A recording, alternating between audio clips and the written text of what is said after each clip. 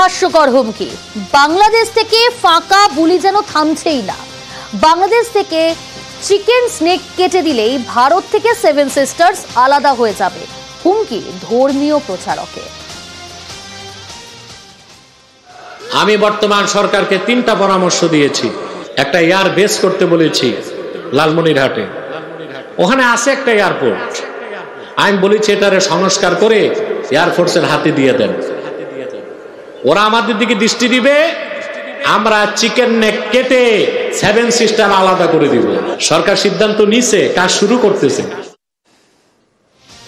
বাংলাদেশের নওগাঁয় থানার সামনে বিক্ষোভ, নওগাঁ পুলিশ সুপারের অফিসের সামনে অবস্থান বিক্ষোভ, 9 দফা দাবিতে অবস্থান বিক্ষোভ। বৈষম্য বিরোধী ছাত্র আন্দোলনের পড়ুয়াদের পুলিশ সুপার কুতুবউদ্দিন আন্দোলনকারী পড়ুয়াদের দাবি পূরণের আশ্বাস দিলে বিক্ষোভ তুলে নেন পড়ুয়ারা। অবস্থানকারী পড়ুয়াদের অভিযোগ, 5ই আগস্টের পর থেকে একটি বিশেষ রাজনৈতিক দলের মদতে কাজ করছে পুলিশ। 9 দিনের মধ্যেই দাবি পূরণ না হলে ফের অবস্থানের হুঁশিয়ারি বৈষম্য বিরোধী পড়ুয়াদের। মানুষের জন্য পুলিশকে সমানভাবে কাজ করতে হবে।